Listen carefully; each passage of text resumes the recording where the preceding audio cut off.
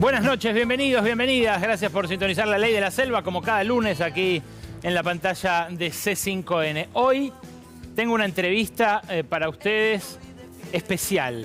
Hoy acá vamos a hablar de Internet y política. En un ratito, la entrevista que hicimos con Eric Zadan, el tecnofilósofo que anticipó esta ola de ultraderecha global. ¿Qué dijo Zadan? Que juntó multitudes en varias universidades, en el Malva, en una serie de conferencias que dio este filósofo rockstar. Dice, van a florecer Milei en todo el mundo en los próximos años. Habla de inteligencia artificial, del metaverso, de cómo las plataformas moldearon nuestra conducta. En un ratito, toda la entrevista exclusiva para televisión que compartimos con este tipo, interesantísimo. Pero antes, un par de cosas para puntualizar sobre la realidad nacional y sobre lo que va a ocurrir mañana, que es realmente muy significativo. El método es siempre el mismo. Pasó con el FISU, con el Fondo de Infraestructura Sociourbana, pasó con TELAM, ahora con el INCA, esta mañana, que también lo cerraron y dejaron a la gente afuera. El método de la motosierra es siempre enlodar, desprestigiar, mentir sobre algo que hace el Estado y luego desfinanciarlo, recortarlo o ahogarlo financieramente. Hoy pasó, como les decía, con el INCA. Hace un ratito, en la cadena nacional que hizo el presidente Javier Milei, lo dijo con la obra pública. Dijo, se terminó el curro de la obra pública y ahora son los privados los que financian. No hay ningún privado financiando ninguna obra de infraestructura en ningún lugar del país, ni siquiera está el marco regulatorio para que lo hagan. Pero el método es siempre el mismo. La semana pasada lo recordó el sumo sacerdote del credo libertario, el hombre que hizo las tablas de la ley, el decreto inicial, la ley bases, ahora la ley ómnibus acotada, la ley combi, Federico Sturzenegger. Escuchalo. Esfuerzo que está haciendo el presidente, porque la única manera real, genuina de poder bajar los impuestos en Argentina es bajando el gasto y bajándolo inteligentemente, bajando los curros, bajando el robo, eficientizando el Estado. ¿Para qué? Para ahorrarle ese dinero a los contribuyentes. El curro, el robo, primero ese estigma y luego el desfinanciamiento total de esa área. Claro, esta vez lo que se pretendió mostrar es que la universidad pública es un robo. Durante todo el fin de semana, que pasó, las propaladoras del mensaje oficial en las redes sociales se dedicaron a eso, a mostrar que las universidades, la educación pública en general, pero concretamente las universidades, son un curro. ¿Por qué? Para justificar esto. Esto resume el recorte a la UBA, una sola de las muchísimas universidades que no solamente forman profesionales en Argentina, sino que también colaboran con asistencia técnica con las empresas, establecen los mojones tecnológicos con los cuales aumentó la productividad argentina, cosas como, por ejemplo, haber tenido 3 de las 5 fábricas de respiradores artificiales que había en América del Sur en el momento de la pandemia. Son rasgos identitarios de la Argentina que nacen de esa tradición que ya tiene más de 100 años después de la reforma universitaria de 1918.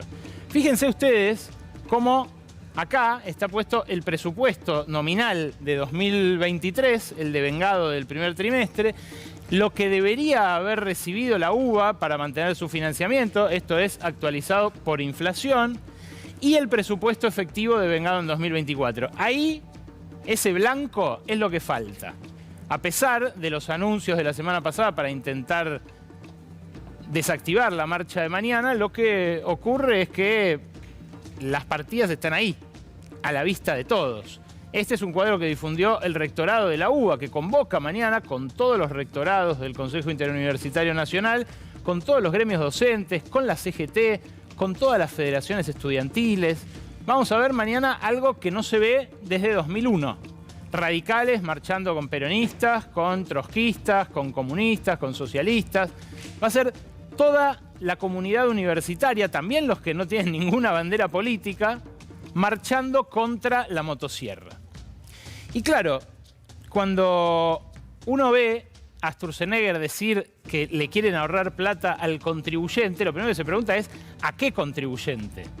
Porque el que va a la universidad pública, si debiera pagar lo que vale una universidad privada, tendría que pagar 300, 400 mil pesos por una carrera de grado equiparable, por ejemplo, a las que se dan en la Universidad de Buenos Aires. No son ellos los contribuyentes que se verían beneficiados. Los que se verían beneficiados son los que estuvieron con Javier Milei en el Yao Yao la semana pasada. A ellos que lo ovacionaron, me tomé el trabajo de escuchar en detalle el discurso del presidente y no solo son varias veces que lo interrumpen con ovaciones, sino que además lo recibieron con una ovación muy prolongada. Algunos hasta sobreactuaron y se pusieron la gorrita de las fuerzas del cielo.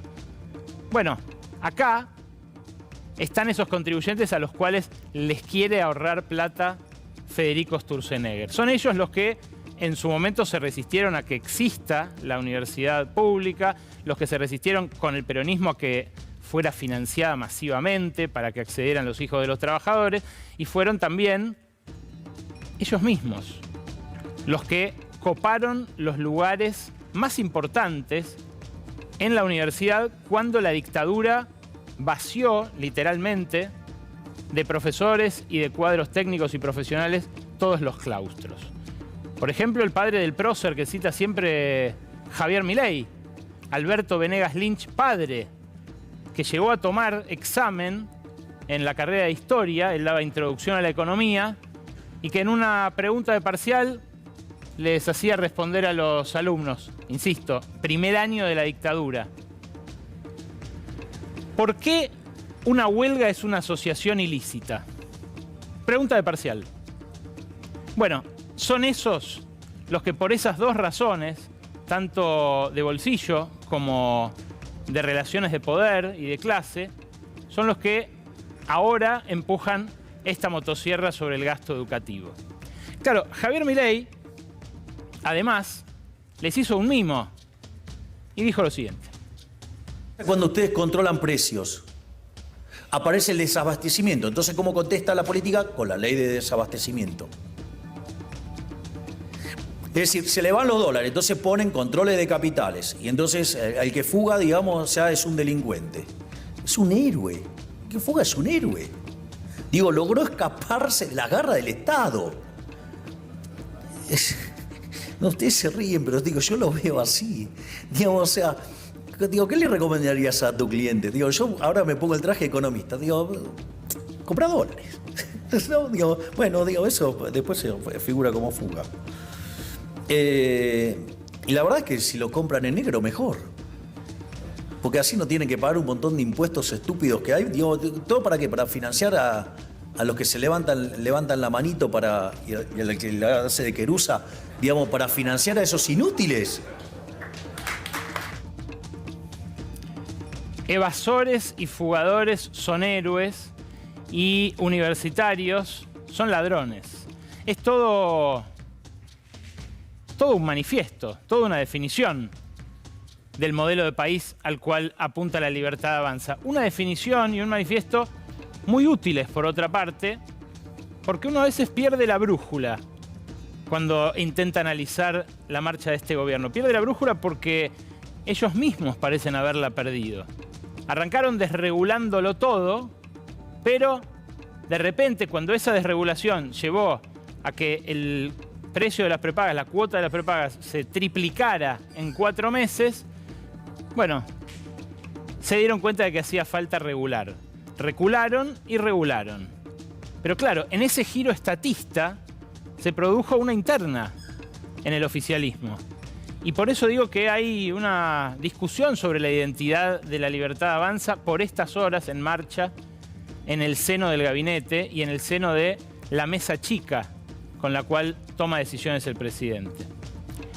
Hoy el presidente dio una cadena nacional. Uno podría también argumentar que se contradice ahí porque la libertad de ver al gatito silvestre hoy, por ejemplo, se vio coartada durante 15 minutos por una cadena nacional. No nos vamos a detener en esa minucia, pero se contradice, así como se contradijo la primera vez que hizo una cadena nacional. Pero fíjate la foto. La foto fue esta. El presidente leyendo con sus gafas hacia abajo y a su alrededor Santiago Bausili, presidente del Banco Central, Luis Caputo, ministro de Economía, y sus respectivos número 2. Una foto marcial, me decía un colega más añoso que recuerda las puestas en escena de los gobiernos dictatoriales. Pero fíjate la anterior, la del 20 de diciembre. Había más gente. El cuadro era parecido, pero los 4 que estaban parados alrededor no incluían a Caputo, que estaba más en un costado. ¿Quién está con saco azul clarito y que llamó más la atención en esta foto?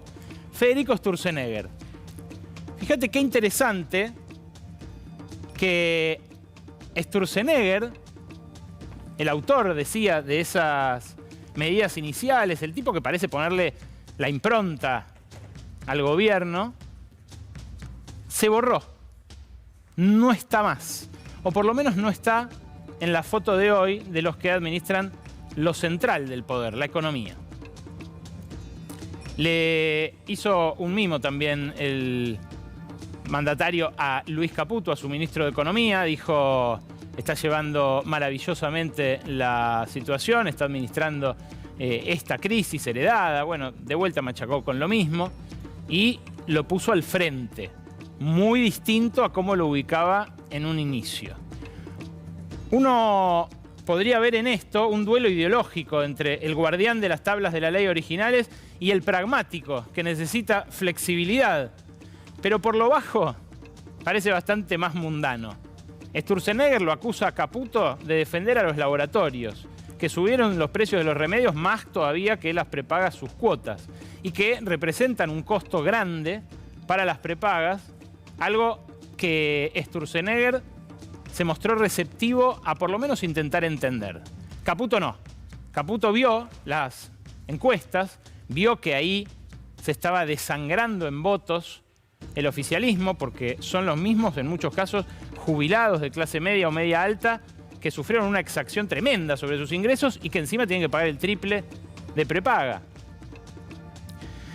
Claro, Milei, en el Yao Yao, también dio una pista de por qué decidieron ese recule y esa regulación. Escúchalo. Pero antes ustedes tienen que estabilizar la economía y que quede claro el respeto por la propiedad privada. Y no, digamos, que alguien utilizando recursos del Estado vaya tomando posiciones y genere una posición dominante a partir de la estafa del Estado. Y después generar movimientos políticos tocándole a un segmento etario donde hay una gran proporción de votantes. Es espectacular porque lo dice así, de manera explícita. Dice, me generan un movimiento político en un sector social donde hay una alta proporción de votantes. Una alta proporción de votantes suyos. Entonces quiere decir que la idea de dejar librado al mercado algo tan importante como el costo de la salud es algo que puede reverse en caso de que pierda votos el oficialismo. Bueno, al parecer sí. Sturzenegger, en cambio, piensa distinto. Mirá. Donde también tenés una tasa de inflación relativamente alta, entonces claro, digamos, entre la recuperación de la tasa de inflación, pero digo, me parece que hay que mirarlo en un contexto, si querés, digo porque no quiero minimizar, por eso te digo que ha sido doloroso para mucha otra de las gente, bombas ¿no? que dejaron. Pero digamos, es como que tampoco le podés echar la culpa a quien está de alguna manera ordenando la situación, está haciendo que el sistema sea sustentable, porque se acuerdan que el año pasado las prestaciones no se dejaron de dar. Claro, este era el discurso original de Milei, el que sostenía Caputo el miércoles de la semana pasada, perdón, Sturzenegger el miércoles de la semana pasada, a contrapelo total de lo que decía el ministro de Economía. Una interna encarnizada, que revive un poco la interna de cuando ambos integraban el gobierno de Mauricio Macri. Recordarán ustedes que en el 2018 fatídico, en el que empieza a desmoronarse el modelo de Macri, Caputo emerge, primero lo ascienden de secretario de Finanzas a ministro, luego lo mandan al Banco Central a reemplazar ¿a quién? A Sturzenegger, precisamente. Heridas que parecen no haber restañado. Pero Caputo, además, se volvió del Fondo Monetario sin nada. Pasó toda la semana pasada en el Fondo Monetario, en Washington, en el cuartel general, donde se celebró la asamblea de primavera, la asamblea que todos los años se hace a esta altura, primavera boreal, obviamente, allí en la capital estadounidense, y se reunió con Gita Gopinath. Si viajó también Nicolás Posse, el jefe de gabinete, amigo de Milei de sus épocas en otro cuartel general, el de Urnequian, acá en Palermo, es porque esperaban que de verdad le destrabaran plata, que de verdad le asignaran esos 15.000 millones de dólares que esta mujer, la número 2 de Kristalina Georgieva, se niega a entregarle al gobierno de Javier Milei.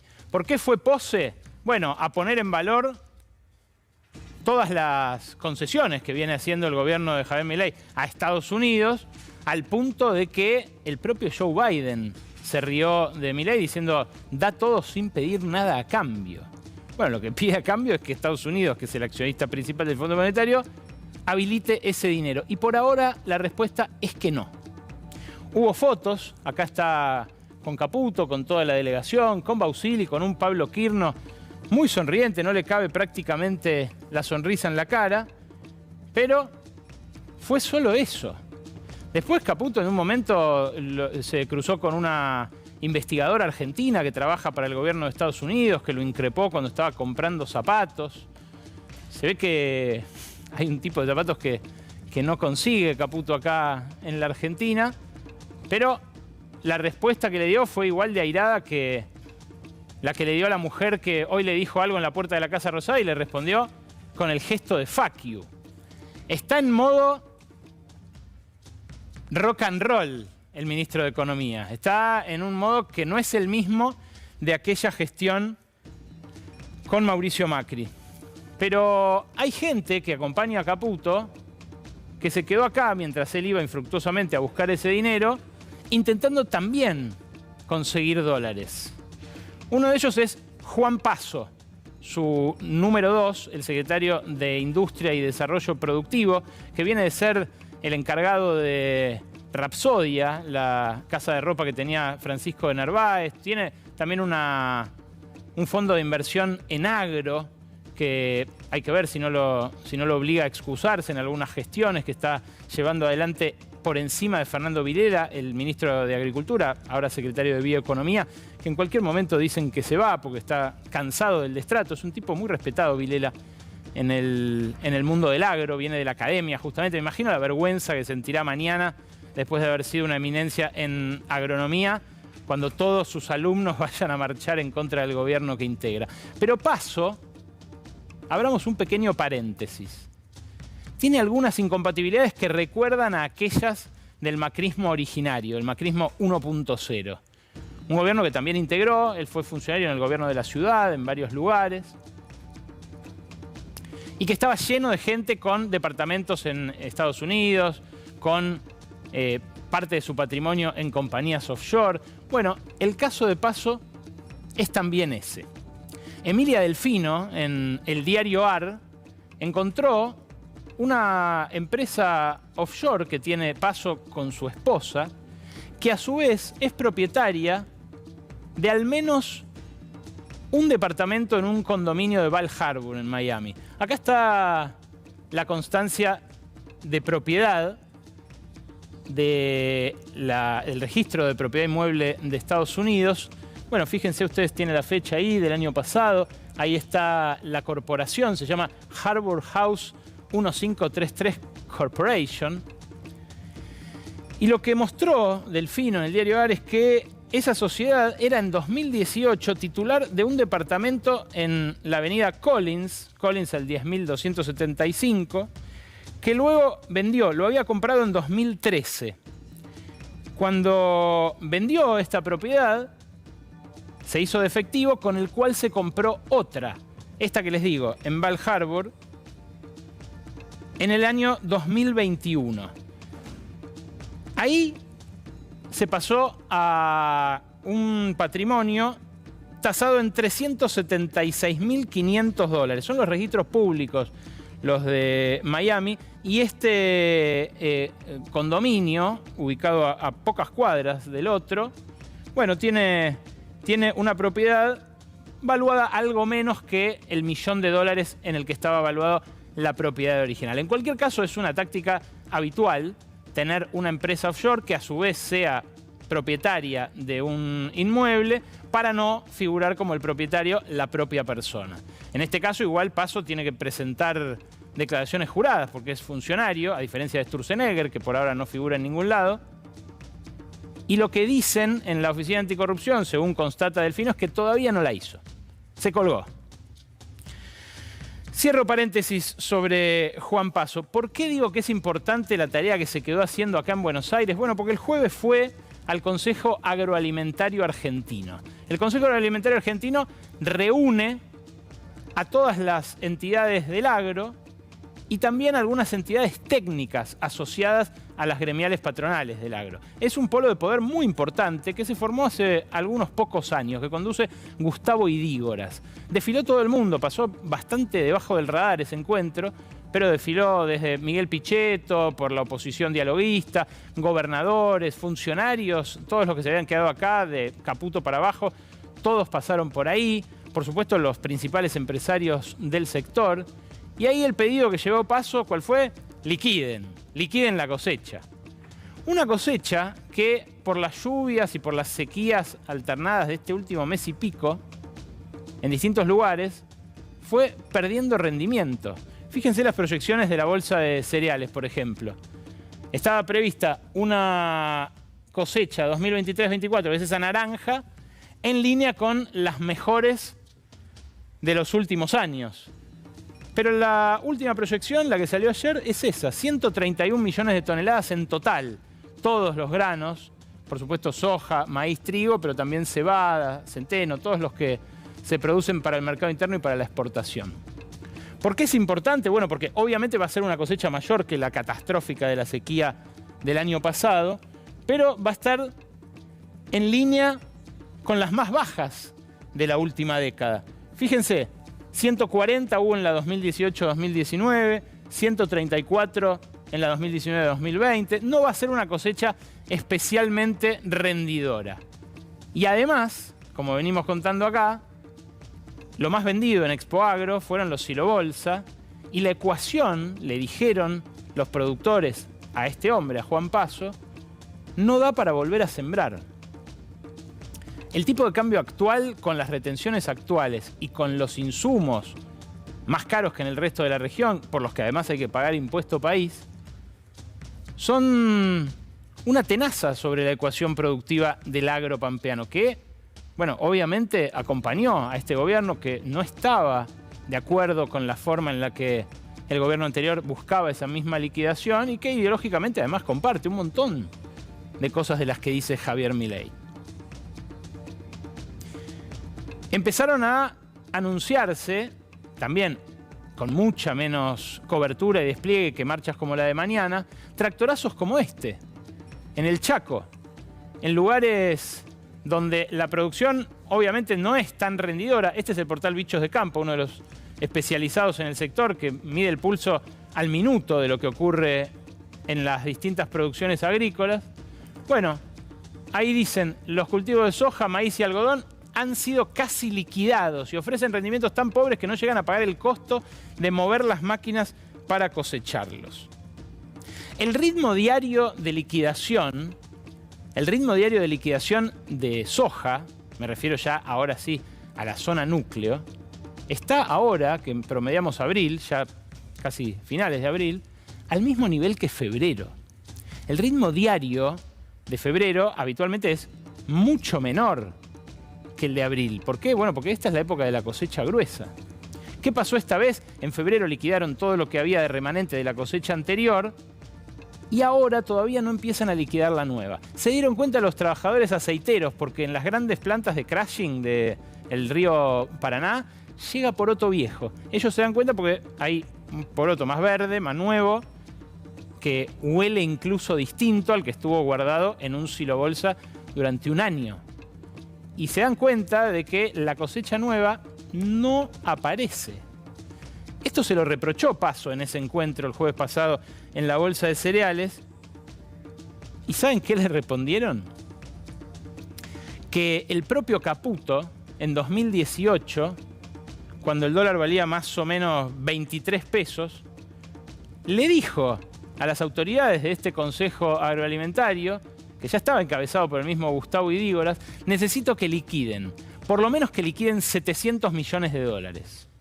Van a ver que después de este pico de 23 pesos, el dólar va a bajar a 17 y la diferencia va a ser toda para los productores que hayan liquidado bien y que puedan comprar los dólares más baratos. Valía 23. A los 3 meses, 2 meses y pico, valía 36 el dólar.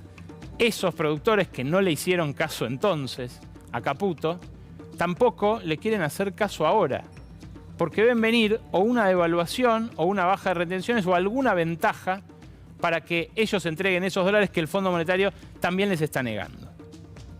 Claro, es tal la desesperación por los dólares que el gobierno decidió volver a endeudarse con Bopreal, los bonos que inventó Caputo con Bausili y por los cuales está endeudando al Banco Central, absorbiendo deudas de privados que dicen sirven para regularizar los pagos con el exterior de compañías que no accedían a dólares con el gobierno anterior, pero que ahora podrían extender incluso a las deudas intrafirma y al pago de dividendos, de ganancias a las casas matrices.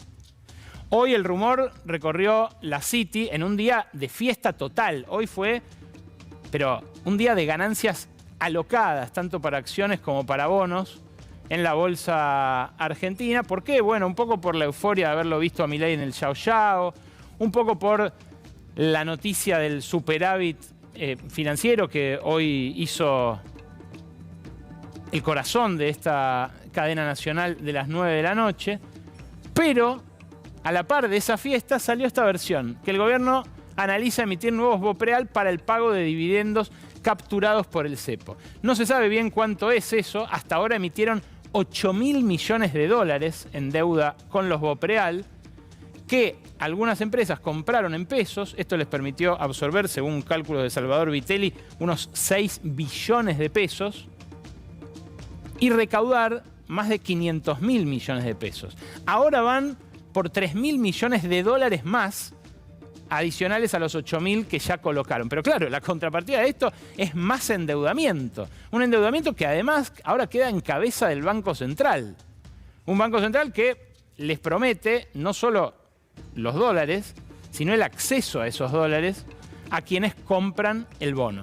O sea, se compromete a que a ellos no los va a tocar una eventual devaluación, una eventual ruptura de contratos. Algunos de los que analizan la política económica desde el lado financiero dicen, che, las dos medidas iniciales de Javier Milei fueron bien nítidas. No fue una sola, no fue la devaluación. Fue la devaluación y fue el no default, o sea, la no renegociación de los bonos muy ventajosos que había emitido Sergio Massa, por ejemplo, el año pasado. El regalazo de Massa a los banqueros, los bonos duales, que o se indexaban o se ajustaban por tipo de cambio, lo más conveniente para el tenedor. Claro, eso este gobierno podría haber dicho, miren, no lo puedo pagar, es demasiado. Es lo que hizo Hernán Lacunza con la deuda que había emitido Duhovne bajo su mismo gobierno. Pero no. Caputo y Milei decidieron no hacerlo. ¿Por qué? Bueno, porque justamente a ese sector social no le quieren infligir un daño ni hacer partícipes del sacrificio de la motosierra.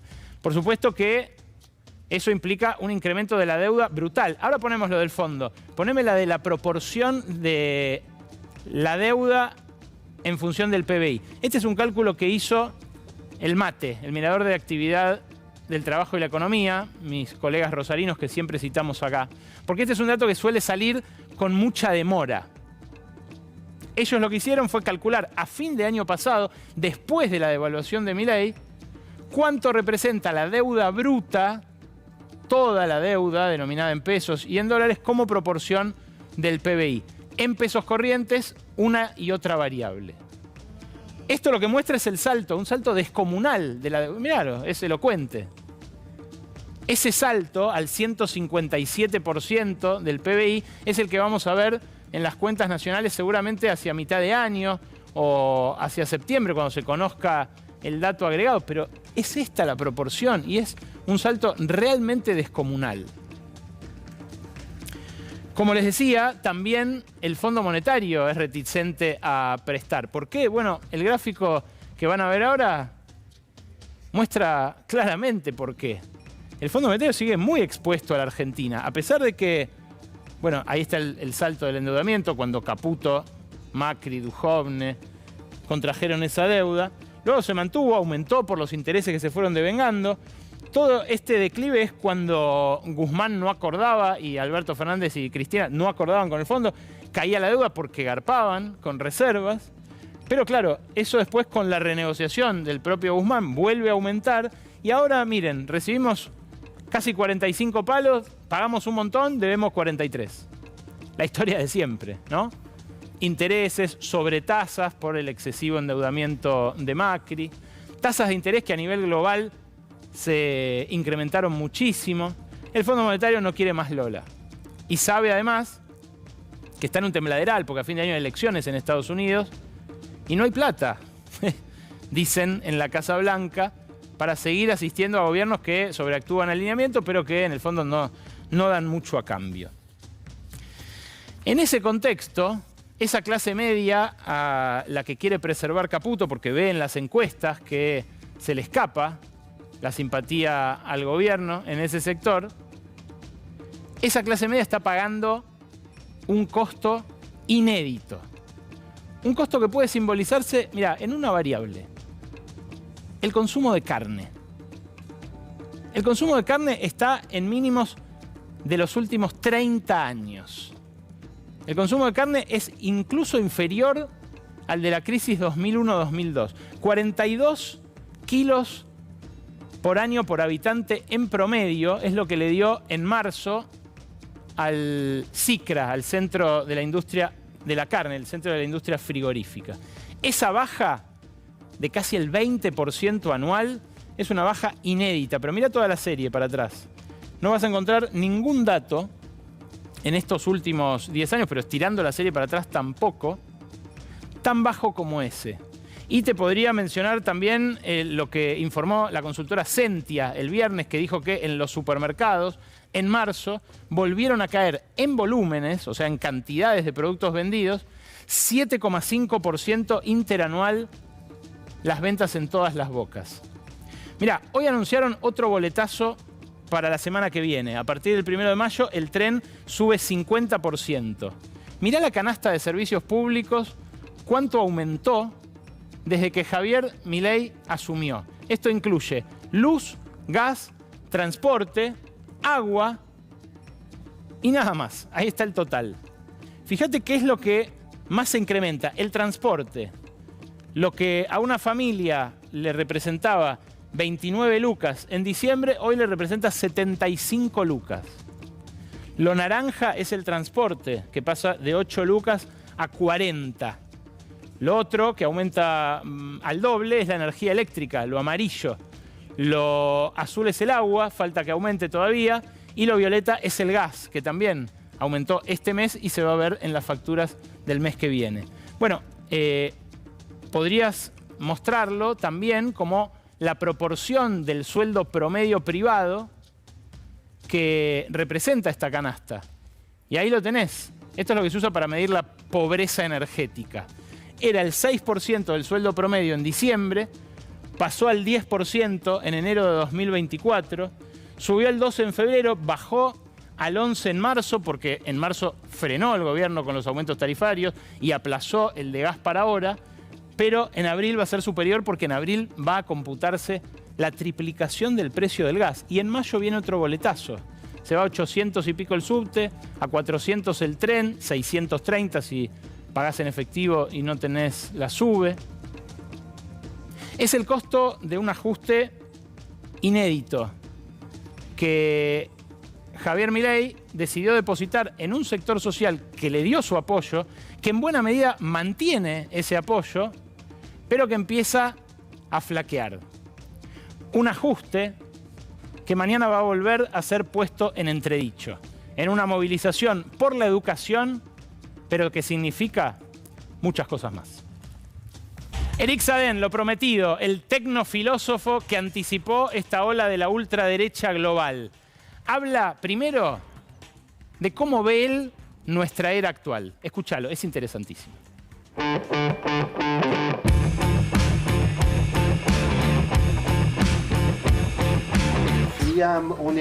Y estamos en un momento de la historia, mayoritariamente, donde ya no hay más fe. Cuando hablo de fe no me refiero en el campo religioso, sino un pacto común. Podemos decir que hay una ruptura del pacto de confianza. Ya no existe más. No es que no existe, sino que no creemos más en él. ¿Y por qué? Porque nuestros cuerpos lo vivieron, nuestros padres lo vivieron. En el transcurso de los años 70, padres desempleados y los políticos decían que buscaban soluciones, pero que no lo lograban. Y esto sigue, y hay más desigualdad, precariedad. Y uno dice, ¿qué es esta sociedad? ¿Una ficción? Creo que la primera característica de la época es sin fe. Ya no creemos más. Y esto es grave porque necesitamos sentirnos en un conjunto que sea común a todos para poder estar en movimiento, en presente y tender hacia algo. Esto no excluye el conflicto, no excluye la pluralidad, no excluye la diversidad de opiniones, pero necesitamos sentirnos dentro de algo común. Esa impresión ya no la tenemos más. Creo que lo primero, y es muy impactante lo que voy a decirte, Alejandro, yo defino la época, a mi juicio, vas a ver que va a haber 3 veces la palabra sin. Privaciones. No es algo que marque un impulso o algo positivo, no es negatividad tampoco, sino es que hay algo que no existe más. No hay fe, en el sentido religioso no me refiero, sino, digamos, un pacto. Está clara esa noción, la sociedad es un pacto. Segundo, sería sin red. ¿Qué es una sociedad o qué queda de una sociedad donde cada vez nos sentimos menos seguros? No me refiero al cuerpo, sino a la seguridad en las condiciones de existencia. Hay menos red, menos contención que permita afrontar las dificultades individual y colectivamente. Las dificultades de la vida. A eso se llama, a eso me refiero cuando digo el lugar en la sociedad, los servicios públicos. Durante el COVID, en todo el mundo hemos asistido, Alejandro, yo soy francés, hace 15 años que se dice que los hospitales públicos no van bien. Y vimos qué faltaba en los hospitales. No eran sistemas de inteligencia artificial para diagnóstico automatizado que casi no sirven para nada y que cuestan una fortuna. Lo que faltaban era personal, material elemental,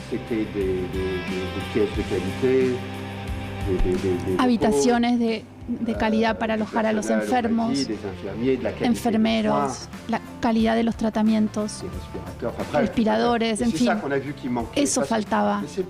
Pero es lo mismo, la justicia, las clases, la superpoblación en las escuelas. En mi época éramos 25, ahora son 40 alumnos por aula en Francia. ¿Qué significa esto? Que hay menos dinero para los profesores, para la administración pública, la justicia, el hospital público. Entonces, sin red significa que el poder público ha retrocedido en beneficio de la hiperresponsabilidad de cada uno y de la privatización de esos sistemas. Entonces, sin red, sin fe, ya es muchísimo. Yo creo que esa es nuestra época. Y la última privación, que es sumamente grave, porque las dos primeras son graves, y el último deriva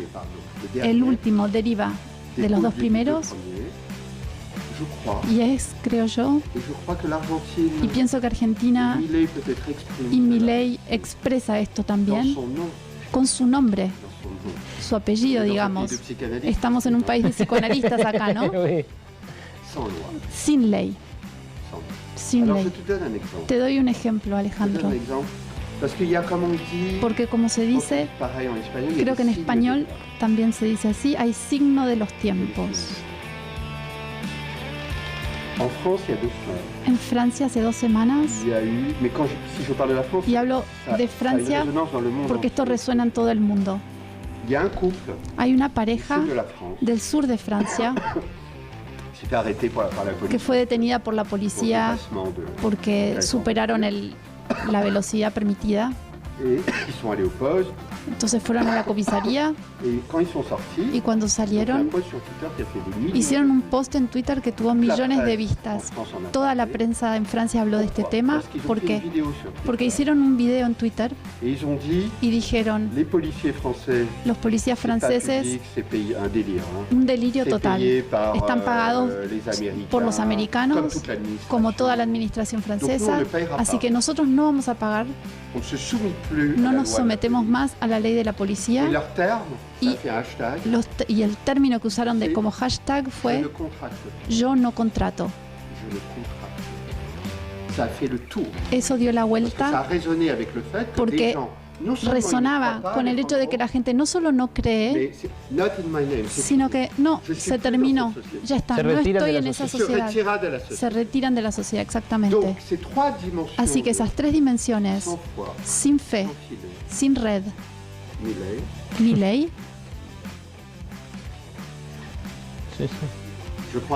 creo que ahí hay grandes marcadores de esta época.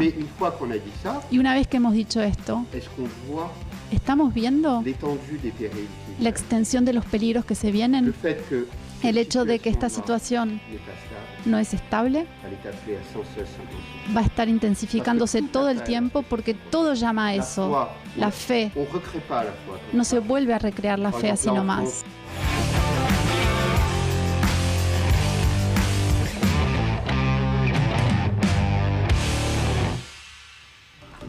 Es realmente muy inspirador lo de este tipo. Busquen el libro y léanlo. Les pido disculpas por la música que distrae un poco en la edición de la entrevista, pero en este segundo fragmento, Eric Sadin habla de lo que viene. Porque si las plataformas nos trajeron a este hiperindividualismo con estas consecuencias políticas, imagínate la inteligencia artificial.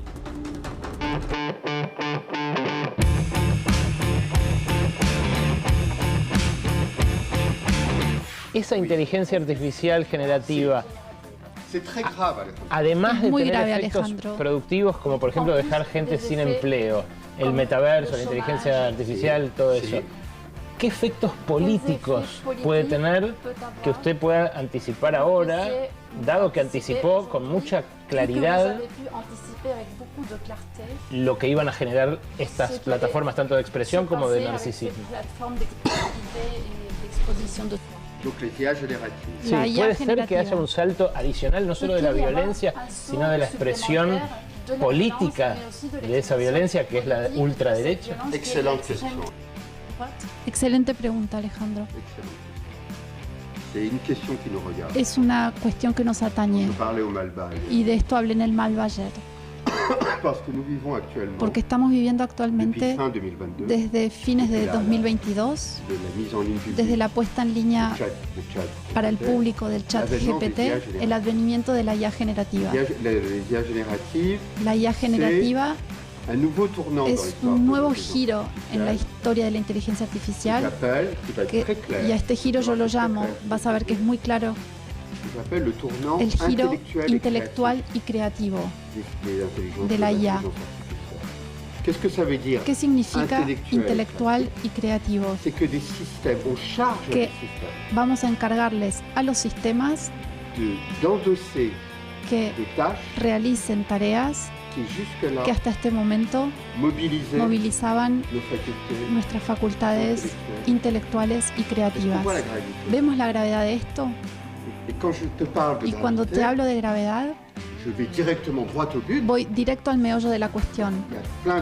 Hay muchos otros campos que también van a registrar impactos, pero un campo que nos atañe a todos es el campo laboral. Porque sabemos que más de 2/3 en los países llamados industrializados, si esto quiere decir algo, son oficios que tienen que ver con los servicios. En algunos países más del 90% de los trabajos son del sector terciario. ¿Qué caracteriza a estas profesiones, al sector terciario? Que son justamente empleos que movilizan nuestras capacidades, nuestras habilidades intelectuales y creativas. Además, el hecho de que hace un año y medio hay sistemas que pueden responder de manera infinitamente más rápida, supuestamente más fiable y a menores costos. ¿Cómo no ver el huracán que se avecina? Y también hay algo que señala la gravedad de lo que decíamos, y es que Sam Altman, el cofundador de OpenAI, con motivo del primer aniversario del chat GPT, de la puesta en línea, en noviembre de 2023, dijo: nos fue muy bien, ¿no? Y el auditorio se rió, auditorio repleto de gente en Silicon Valley. Pero esto no es nada. No es nada en relación con lo que se viene. ¿Y qué es lo que viene? Y lo dijo. Y vas a ver lo grave que es esto. Dijo, lo que vienen son los superasistentes. Esto lo explico en el libro. Son superasistentes que para todos los campos de la vida van a escribirnos todo. Nos van a decir todo. Tosa un poco, va a haber un sensor, un audio y se convierte en un médico clínico. Un arquitecto de interiores. Un consultor para mis recetas de cocina. Vemos la cantidad de oficios que van a verse, que van a temblar con este huracán. Periodistas, el grupo Bild de Alemania, en mayo de 2023, 6 meses después del chat GPT, despidió a 1/3 de su personal. 1/3, muy rápido fue. Traductores, actores de doblaje, abogados, la lista es muy, muy larga. Intento precisar esto en pocas palabras, Alejandro, pero es sumamente importante. Y esto se va a grabar y va a grabar lo que decíamos antes. Lo que hay que entender es que la paradoja es que la mayoría de las democracias liberales sostienen, apoyan este movimiento. Ese nuevo horizonte económico es la IA generativa. Por ejemplo, Emmanuel Macron quiere poner dinero, fondos públicos para crear una versión francesa de OpenAI. Y se va a llamar Mistral IA. Hay entonces un fundamentalismo de la IA, como digo yo, la idea de que es ineluctable, de que hay que avanzar con eso, que es una fuente de ganancias, por más que en el camino haya turbulencias. Ese es el dogma. Pero allí donde se equivocan, y esto lo analizo desde hace mucho tiempo, Alejandro, no estoy improvisando ahora. El gran error. ¿Cuál? Y ahí donde no están viendo algo es que siguen creyendo en el dogma schumpeteriano. Joseph Schumpeter, el economista, teorizó a comienzos de los años 50 el concepto de destrucción creadora. que sostenía que los desarrollos tecnológicos entrañaban destrucción de empleo, pero iba a haber un traslado hacia empleos nuevamente creados. No de manera mecánica, sino orgánica y con el tiempo, pero el dogma schumpeteriano se comprobó su certeza con el transcurso de las décadas. En la industria automotriz, la robotización de las fábricas hizo que hubiera destrucción de empleo y eso se trasladó, o la gente se jubiló o se fue hacia trabajos que tenían que ver con los servicios. Pero eso era, quizás podemos decir, por una buena causa, porque eran trabajos que exigían mucho físicamente. Aquí lo que está en juego, los empleos que van a ser destruidos son los empleos de altas competencias cognitivas que muchas veces requirieron largos estudios y costosos estudios también. Periodistas, abogados, son empleos que producen placer a quienes lo hacen, sociabilidad, generan reconocimiento también de lo que es tan necesario para nosotros. ¿Y por qué se equivocan en cuanto a este dogma schumpeteriano? Porque todos esos trabajos que atañen al Homo Faber en el sentido de Hannah Arendt generan placer. Ese dogma schumpeteriano es el fin, es la segunda muerte de Schumpeter. ¿Por qué? Hay que argumentar cuando decimos esto, porque estaba hablando yo de traslado de empleos hacia empleos nuevos. El reservorio de otros empleos hoy no existe. Inclusive los programadores van a ser reemplazados por la IA generativa. Inclusive las nuevas profesiones que existen desde hace unos 15 años no van a... ¿Y cuál es la consecuencia política de eso? Es enorme. No es solo política la consecuencia, Alejandro, sino social y también civilizatoria. ¿Qué dicen los gurúes de Silicon Valley? Porque ellos sí que intuyen las cosas, como yo. Ellos también intuyen. Voy a ser modesto, yo las cosas las veo. Lo ven muy bien. Nos dan discursos de que va a ser espectacular, que todos vamos a beneficiarnos con eso, pero él lo ven venir. Y lo ven tan bien que proponen una solución. Sacan un conejo de la galera y dicen salario mínimo universal. Entonces vamos a convertirnos todos en mendigos de la robotización.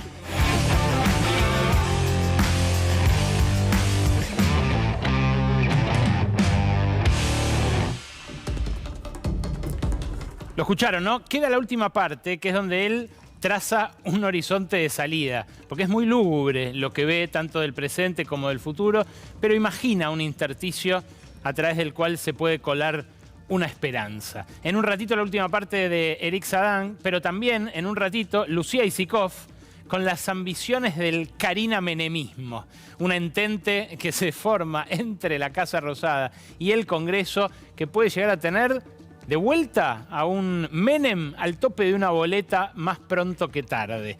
En instantes eso, y en instantes un debate. Un estudiante de ciencia política, una estudiante de derecho.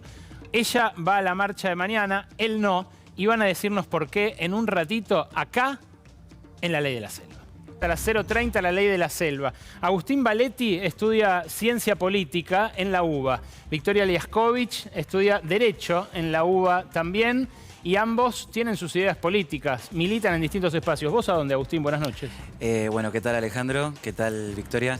Yo milito en Avancemos UBA, que es básicamente la agrupación de Javier Milei en la Universidad de Buenos Aires. Y bueno, estamos teniendo proyección en otras universidades como la de La Plata, la de San Juan y otras que están en tratativas de ir sumándose. ¿Estás de acuerdo con la movilización de mañana o no? No estoy de acuerdo con la gente que cree en defender la educación pública. No creo que sea el espacio o la forma en la que lo están haciendo. Creo que lo que va a terminar siendo es básicamente una defensa de las cajas negras de la política, de los intereses políticos de un grupo reducido de personas que en este momento ostentan cargos de autoridades de la Universidad de Buenos Aires o de otras universidades nacionales también, y no me parece que realmente va a terminar siendo algo a favor de la educación pública. Victoria, ¿vos vas a la marcha? ¿Qué tal, Ale? Gracias por invitarme. Buenas noches. Sí, yo voy mañana, por supuesto. ¿Vos dónde militas? Yo tengo mi proyecto político que se llama Falta Envido. Es un proyecto de pensamiento nacional que nos juntamos con pibes jóvenes a formarnos políticamente. Y respecto a la agenda de mañana, por supuesto que voy a la marcha. Es súper importante que la mayor cantidad de gente pueda asistir, porque lo que estamos presenciando actualmente es un recorte sin precedentes. Desde 1977 no se tiene un registro de un recorte presupuestario a este nivel y la educación pública de todas las universidades nacionales está en riesgo. Dice Agustín que defendés negocios de personas particulares. Yo creo que hay una política y una determinación por parte de un sector político de hablar desde la fake news. No puede dar todo lo mismo, no puede ser lo mismo la verdad que la mentira. Las universidades nacionales son auditadas por la AGN, por la Sindicatura General de la Nación, y de hecho invito a la conducción política del país y al gobierno nacional que en caso de que deseen cambiar algo pueden presentar una ley y cambiar la manera en que se auditan las universidades nacionales. Agustín. Yo le puedo hacer una pregunta, Por supuesto, Victoria. lo que quieran. Vos mencionabas lo del AGN. ¿Cuándo fue la última auditoría que vos hayas recordado del AGN sobre la Universidad de Buenos Aires? Bien, primero que nada, yo primero contemplo el régimen federal que tiene la educación universitaria en nuestro país. Son más de 60 universidades que hay alrededor de nuestra patria, que son fundamentales porque tiene una conexión con distintas regiones y con planes de estudio que fomentan la formación de acuerdo a las necesidades regionales de cada provincia. Eso por un lado.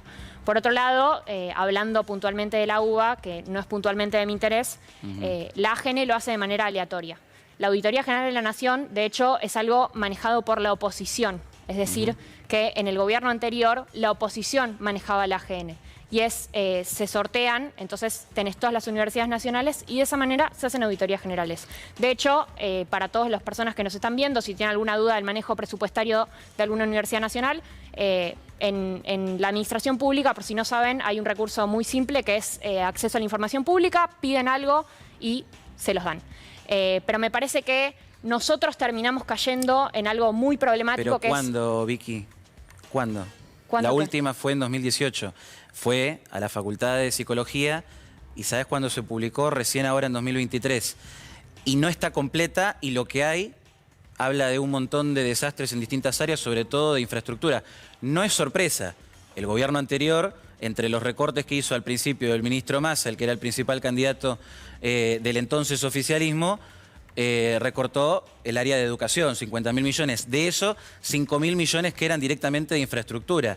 Entonces yo digo, hablábamos de problemas edilicios, hablábamos de que la educación pública hay que defenderla, que es nuestro orgullo, pero no sé si en los hechos realmente lo estamos haciendo. Ahora, yo lo que veo es, hoy en día hay un esfuerzo de todos los sectores, desde el Ejecutivo Nacional, el Ejecutivo de las provincias y un montón de entes públicos que están haciendo un esfuerzo para sopesar la situación crítica de la Argentina. Ahora, ¿por qué las universidades no pueden hacer lo mismo? ¿Por qué no pueden revisar sus cuentas? ¿Y por qué no pueden publicarlas, transparentarlas a la sociedad? Vuelvo a enfatizar que si vos lo pedís, tenés acceso a la información pública. No solo eso, sino que además la Auditoría General de la Nación y la Sindicatura General de la Nación está a cargo de Presidencia de la Nación. Es un órgano que depende directamente del presidente Javier Milei. Perdónenme los dos, pero una punto... cosa son las irregularidades y otra cosa es que las universidades tengan fondos para funcionar más allá de mayo. Bien, no solo eso, sino que además las universidades nacionales, a partir del 18, en una reforma que fue histórica a nivel nacional,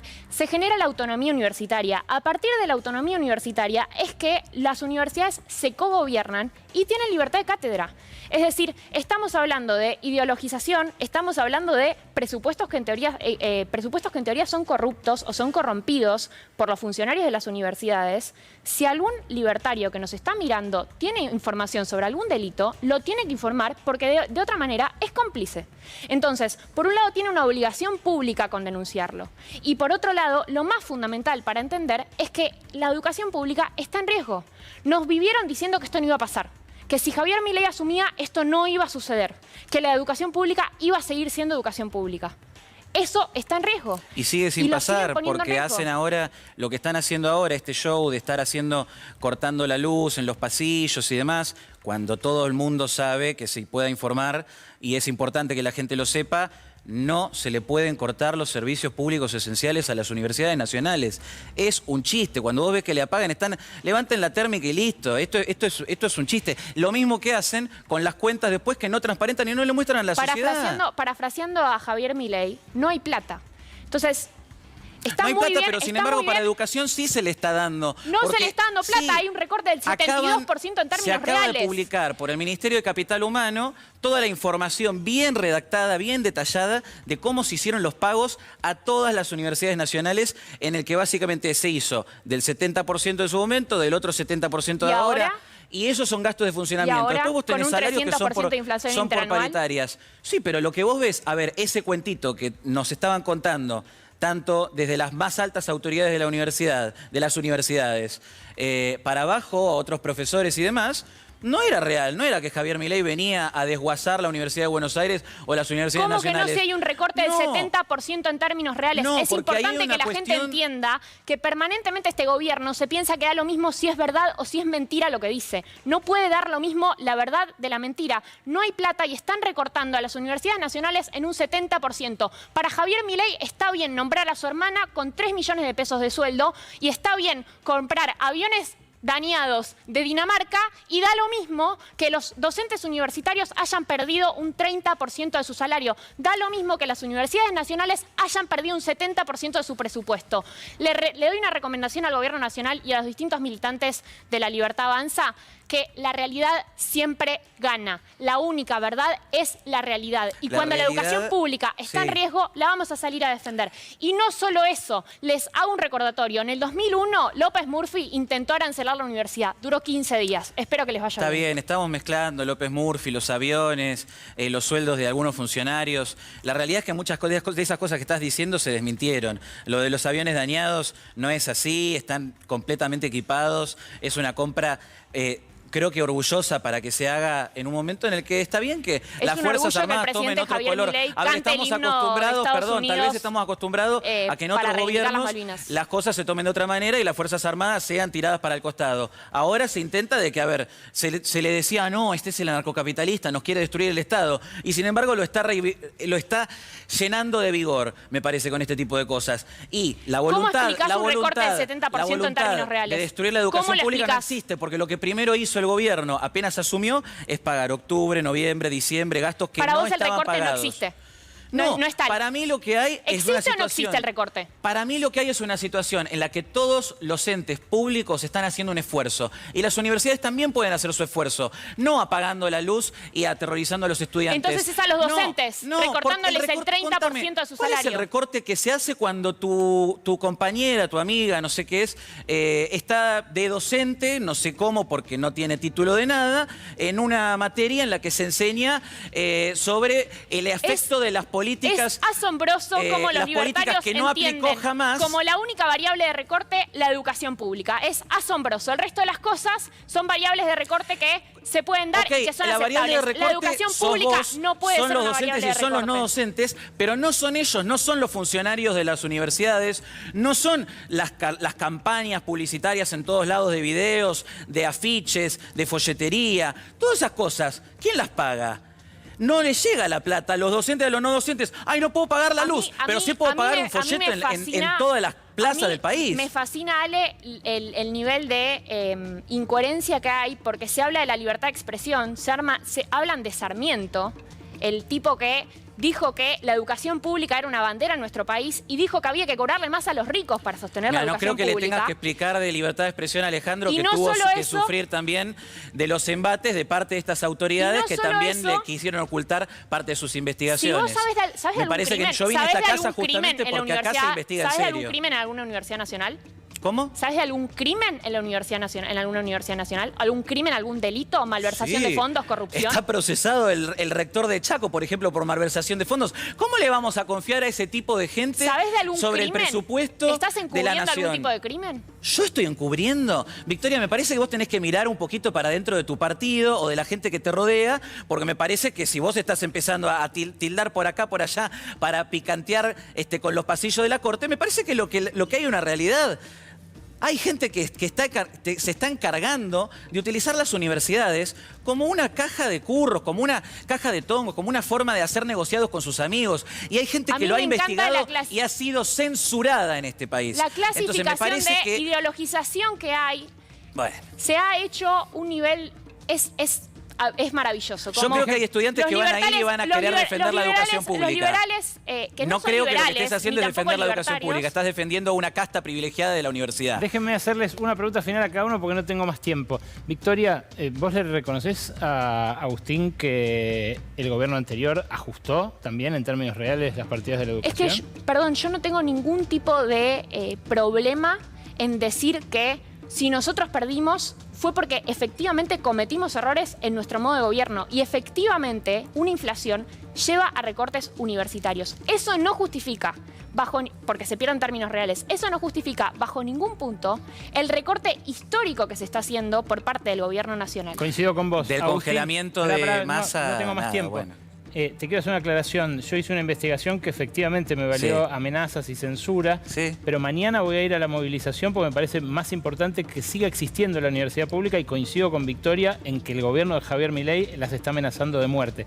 Voy a movilizarme junto con las personas que denuncié. Así de grave es la situación que está generando el gobierno. La pregunta que te quiero hacer final es, ¿a vos te adoctrinan en ciencias sociales? No creo que todos los docentes adoctrinan. Creo que si las máximas referencias de la universidad se encargan de decir que los estudiantes que votan a Javier Milei no tienen lugar en las universidades, intentan humillarlos y ridiculizarlos, eso se transmite. Y hay otros docentes que obviamente dicen, bueno, las autoridades de la universidad lo permiten y lo avalan y lo bancan, entonces nosotros también vamos a excluir a estos alumnos. Y otros alumnos y compañeros dicen, bueno, vamos a excluir a otros alumnos. Sucede en todo momento en la universidad. Gracias a los dos por venir. Vengan mañana a la marcha, que es muy importante. No es partidaria, es para defender la educación pública. Hay personas que incluso prefieren cortarse la mano antes de darse la mano en la marcha mañana, como puede ser tu caso. Pero eso no significa que la defensa de la educación pública es una bandera permanente del pueblo argentino y hay que defenderla. Victoria, gracias. Agustín, gracias. Muchas gracias. La ley del gallinero en la ley de la selva y después el Karina Menemismo con Lua Isikov.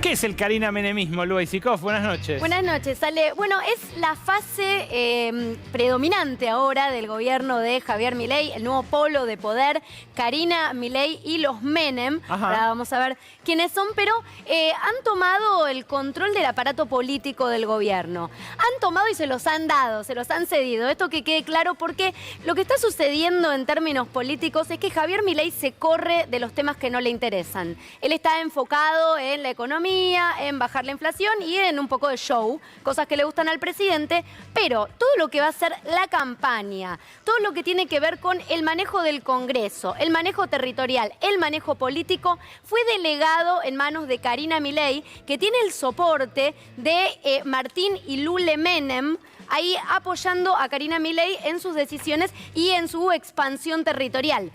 ¿Cómo lo hace? ¿Cómo? Al parecer con puño de hierro, Lu, porque las decisiones que se ven son muy drásticas. Bueno, lo que pasa es que funcionan de esta manera. Es como un dispositivo que funciona con amenazas, con advertencias y con el fantasma latente de la expulsión, Ale, porque son desterrados del gobierno quienes no acatan las órdenes. Funciona de un modo muy verticalista este dispositivo, quienes no acatan las órdenes, que no siempre, en general nunca, de hecho, son explícitas de parte de Karina Milei, sino que se insinúan o se dicen a través de los secuaces de Karina Milei. Bueno, los demás quedan expulsados. La violencia se vio de manera inédita en esta semana para lo que es la Libertad Avanza, que lo que eran sus orígenes, la Libertad Avanza empezó a desintegrarse y estamos entrando por eso en esta nueva fase, en esta nueva etapa. Se vio con el caso de Marcela Pagano, ahí la ves. Bueno, el ahora ex titular, repasando brevemente, el ex titular del bloque de diputados, Óscar Sago, la había propuesto, y esto prospera, votado por los demás integrantes de la Comisión de Juicio Político, para quedar al frente de esta comisión. ¿Qué dice Martín Menem? No, Javier Milei no quiere esto. Martín Menem, presidente de la Cámara. Sago dice, y se lo ha mostrado a todo el mundo esto, yo tengo el aval de Milei, así que voy para adelante. El aval de Milei, que se lo ha mostrado a todo el mundo, era un sticker. Sago le cuenta, ¿no? Le cuenta que la quería proponer a Pagano. El aval de Milei era un sticker del propio Javier Milei haciendo así. Espectacular. Ese era el aval que tenía para ir para adelante con esto. Se lo ha mostrado a diferentes personas. Un Milei, por eso te digo, insisto con esta idea, se entiende. Sí, ok, dale para adelante. ¿Está defendiendo la Pagano Milei ahora? No apareció, no se involucra en estas cuestiones. Perdón, ¿Pagano estuvo internada con una crisis nerviosa y úlcera sangrante? Ahí va, lo que quiere Martín Menem es desconocer directamente el acta. Y quiere Martín Menem, y lo quiere porque lo ha pedido Karina Milei explícitamente. Las advertencias llegaron a tal punto que Pagano estuvo internada con este cuadro, un cuadro de estrés. Y no cesaron, Ale, no cesaron el bullying incluso. ¿Mientras estaba internada? Que se vio en el chat de diputados, porque esto se expande. Y la tenés, por ejemplo, a Lilia Lemoine, que se genera una conversación en ese chat, que fue difundida por algunos portales de noticias. En ese chat se genera una conversación donde están contando que Fátima Flores, ahora la expareja de Milei, va a la iglesia porque dice que le hicieron un trabajo, que estaba engualichada. Y Lilia Lemoine dice en tono jocoso, no, miren que lo mío es más la violencia física y ya lo ha sufrido alguna diputada. Uy, Dios. Todos miraron para ese lado. Entonces, digo, todos miraron su enemistad con Pagano y lo que está pasando es esto. Es una interna donde se habló de que Pagano y algunos otros integrantes del bloque también son amenazados, tienen advertencias muy duras, se juega con temas de su propia intimidad, con difundirlos. Entonces, bueno, esto es parte del dispositivo. Bueno, terminaron eyectados tanto Sago del bloque como Pagano, supongo yo, de esa comisión de juicio político, aunque todavía no se sustanció eso. Todavía no se sustanció, pero bueno, en rigor de lo que uno ve, que Karina Milei siempre termina imponiendo su palabra, esto pasa. Bueno, ahora... Háblame un poquito más de los Menem. Ahí vamos, porque... Mira, la vas a ver a Karina Milei. Esto era cuando se trataba, la frustrada, que ahora van a debatir de nuevo, la ley bases del gobierno. Y la tenías a Karina Milei sentada con ambos, con Lula y con Martín Menem en el comedor del Senado. Te traigo esta foto porque muchos en su momento decían, bueno, Karina bajó al Senado a, bueno, bajar línea, a desautorizarlos. En realidad acá se estaba creando este nuevo polo de poder. Porque a partir de eso, Karina Milei se lleva a Lule Menem al gobierno como subsecretario, ya secretaria general de la presidencia, se lo lleva a trabajar con ella y crea una relación de máxima confianza. Ahora miremos otra foto recreativa, digamos, con Martín Menem. Al principio se hablaba de su cercanía más con Lule. Bueno, a mí lo que me dicen es... El verdadero acompañante de Karina en muchas actividades, tanto recreativas como políticas, es él, es Martín Menem, que se lo ve muy unido. Perdón, ¿recreativa qué es eso? ¿Están viendo Ahí estaban tenis? viendo un partido de tenis. Ah, exactamente. Parecía una cancha de tenis. Claro, pero también visitaron aerolíneas y también fue con él a Córdoba a lanzar el Partido Libertario, que lo están lanzando, como ya lo hemos contado acá, en distintas partes del país. La acompañó a un bar de Palermo a buscar afiliaciones para la Libertad Avanza en la ciudad de Buenos Aires. Y mira, por ejemplo, lo que pasó hace unos días. Vamos a ver un tuit de Martín Menem, a ver a quién te hace acordar. A ver. sorteando su sueldo. Ah, claro, sí, a Milei. ¿Por qué te lo traigo? Un sueldo de 2 millones de pesos. Siempre latente la pregunta de qué vive tanto Martín Menem como los demás diputados o legisladores que han decidido sortear su sueldo. Bueno, él de las barritas de cereal, ¿no? Claro. Pero bueno, tiene las barritas energéticas, pero ese es el sueldo viejo, ¿no? Claro, bueno, sí, pero después ahí todavía no se terminó de... no se lo terminaron de aumentar en diputados. Exactamente. En el Senado sí, a 5 palos. En el Senado sí. Bueno, pero te traigo sobre todo esto porque hay una ambición personal de Martín Menem que se lo empezó a escuchar, dicen que está muy agrandado. Te lo traigo en estas palabras porque así lo describen quienes están cerca suyo, porque se ganó el afecto de Karina Milei. Si bien esta jugada con Pagano todavía no la terminó de concretar, se cree que sí. Y dicen que él dice que podría ser un sucesor natural de Javier Milei. Es portador de apellido, el apellido Menem. Y acá hay distintas teorías de quienes lo han escuchado. Una es, ¿y si la sucesora, como ya lo planteó Lilia Lemoyne, buscan instalar que sea Karina Milei y lleva un Menem como vice, que es una fórmula soñada para los libertarios, ¿no? Un Milei-Menem en una boleta presidencial. Falta un montón. Sí, pero ya... hay una construcción territorial que se está haciendo, ¿vale? Se está haciendo en este momento, tiene que ver con 2025, pero también tiene que ver con un proyecto de poder. Vamos a Lule Menem ahora, porque esta es la cara menos conocida. Martín lo vas a ver más activo. Además, Martín es el hijo de Eduardo. Es el hijo de Eduardo Menem y además lo ves poniendo la cara como presidente de la Cámara, pero también porque tiene esta ambición de figurar. Lule Menem se mueve en las sombras y te traigo esta foto porque ahí lo vas a ver sentado con el ministro del Interior, Guillermo Francos, pero también con Rovira, que es el jefe de la provincia de Misiones. Básicamente, un proyecto político de Rovira que viene hace 25 años en la provincia y se juntó con Rovira antes de juntarse con el gobernador Pasalacua, que lo han dejado un poco pintado ahí, que bueno, termina siendo un empleado de Rovira. Pero Rovira nunca aparece. Esta foto fue un bombazo en Misiones. Nunca aparece, siempre se maneja en las sombras. Se sentó con Lule Menem. Lule que ya puentea a Francos, o al menos le interviene las reuniones con gobernadores, o en este caso con un dirigente provincial de mucho peso, que ahí lo ves, y un Lule Menem que está metiendo su pata política, su mano en la ANSES, como la caja de donde quiere también impulsar la campaña 2025. De algún lado tiene que sacar los fondos. Mirar atentamente porque dicen el jefe del ANSES va a terminar siendo de modo indirecto, ¿no? Con alguien suyo en los próximos cambios va a terminar siendo Lule Menem. Así que los dos Menem, las dos anclas de Karina Milei, uno con una figura de mayor exposición pública, el otro no, pero en ellos se apoya la Secretaría General de la Presidencia para el proyecto político y toda la campaña que va a venir en 2025. Ahora entendí lo que querías decir con el Karina Menemismo. Era una fórmula presidencial, al menos puede serlo, o al menos la van a empezar a tantear. Gracias, es Luis Isikov con información siempre así de fina y documentos como esa foto en Misiones, que yo particularmente no había visto. El tramo que faltó de Eric Sadén lo vamos a compartir con ustedes la semana que viene. Tenemos 2 fragmentos más de una entrevista jugosísima que estoy recibiendo muchísimos mensajes. Sabía que los iba a conmover porque es realmente impresionante. El que no la haya visto la puede ir a buscar al YouTube de C5N, que mañana seguramente con todos los contenidos de este programa van a estar allí para que las vean. Pero para cerrar, como hacemos siempre,